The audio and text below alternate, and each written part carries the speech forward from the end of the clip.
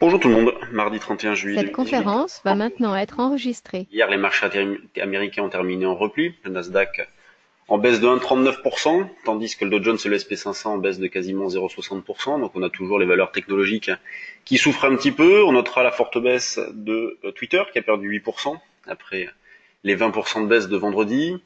Sur le CAC, eh bien hier, il ne s'est pas passé grand-chose, puisqu'on a évolué entre des trois limites la plupart du temps, notamment le matin.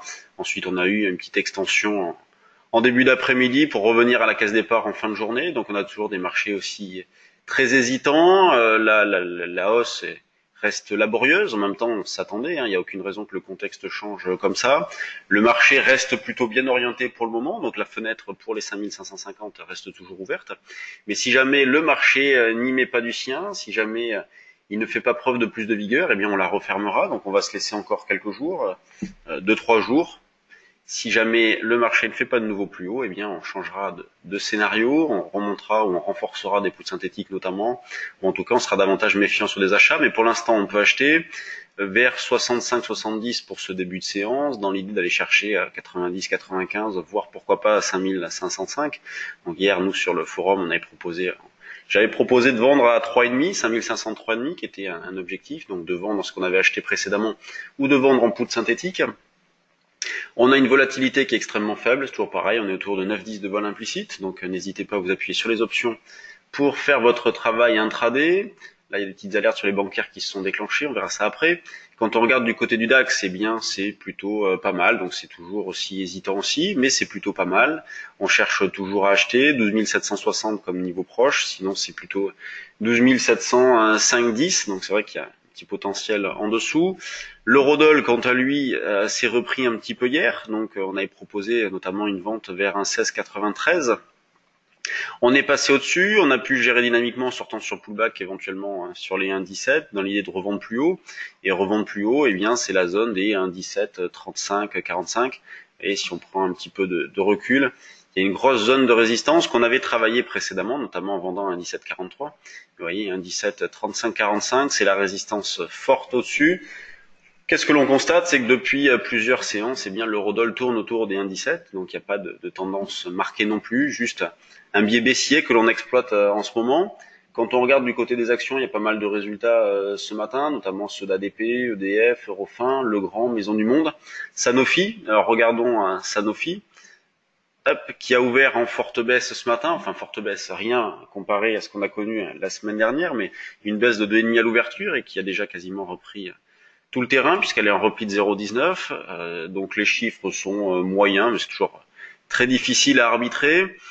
On a les bancaires, dont je vous en parlais tout à l'heure, qui sont plutôt bien orientés, notamment la Société Générale, qui donc franchit ces derniers plus hauts. Donc graphiquement, c'est plutôt bien. Donc les bancaires bien orientés dans l'attente des résultats, qui arriveront en fin de semaine, jeudi, me semble-t-il. On a BNP qui est pas mal aussi. Donc vous voyez, j'avais mis des alertes un petit peu partout. Donc c'est pour ça que tout sonne. On est sur des plus hauts récents sur la BNP. On a le Crédit Agricole qui est pas mal non plus. Donc voilà, toutes les alertes se déclenchent sur les bancaires. Donc les signaux sont plutôt positifs. Concernant les autres valeurs, qu'est-ce que l'on a? On a Legrand, donc suite aux chiffres qui baissent. On a eu un petit double top sur Legrand et qui revient un petit peu en arrière. C'est pas bien méchant. Beaucoup de régularité, beaucoup d'arbitrage. Quand on regarde du côté des petites et moyennes capis, qu'est-ce que l'on a? On a Rexel, Budget Télécom, donc on trouve Vivendi, donc qui a sorti ses chiffres, qui est la plus forte hausse du CAC, avec un volume déjà assez important. Là, quasiment la moitié de ce qui s'est fait hier, donc c'est plutôt pas mal, en 15-20 minutes de cotation. Mersenne, gap à la hausse, Solocal qui est pas mal, donc qui se refait un petit peu. Air France, tiens, Air France, on pourrait avoir un signal d'achat au-dessus de cette zone-là, au-dessus des 7,90, des 8 euros. Donc EDF suite au chiffre, Bolloré, donc spéculation modeste. On voit qu'il n'y a pas non plus énormément de valeurs, même il n'y en a pas beaucoup, parce que là il est 9h18, on a 35 valeurs, la moitié à la hausse, la moitié à la baisse, donc c'est vraiment pas beaucoup.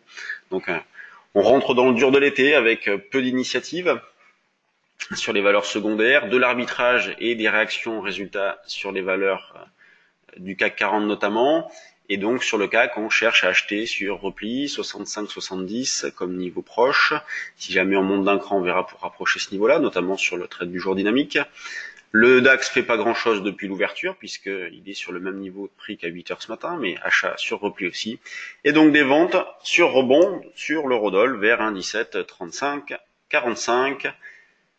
Sur ce, je vais vous laisser. Juste avant de vous laisser, je vais vous montrer le calendrier de nos activités pour la rentrée. Donc le voici, si vous avez de Cette l'intérêt conférence pour va nos maintenant services. être enregistrée. Les dates sont fixées pour la rentrée, donc en septembre, formation d'initiation. Donc ça sera en ligne le soir de 18h30 à 20h30. Sur les actions aussi, ça sera le 17, le 18 et le 19. Donc c'est du 17 au 19 et non pas le 17 et 19. En ligne le soir aussi. Et puis des formations en présentiel, donc dans nos bureaux parisiens et bordelais. Donc au mois de septembre, ça sera à Paris pour le futur et les options. Ça sera à Bordeaux pour le futur en octobre. Donc voilà. Si vous avez de l'intérêt pour nos services, n'oubliez pas des trading live, deuxième jeudi. Donc le prochain, ça sera le deuxième jeudi du mois de septembre. Nos services trade du jour. Forum, si vous avez de l'intérêt, vous souhaitez être accompagné dans vos prises de position, vous souhaitez apprendre le fonctionnement des marchés, vous souhaitez apprendre des méthodes de trading, n'hésitez pas. Sur ce, bonne séance à tous. Que font les marchés? Ils remontent un petit peu. Allez, je vous dis à demain.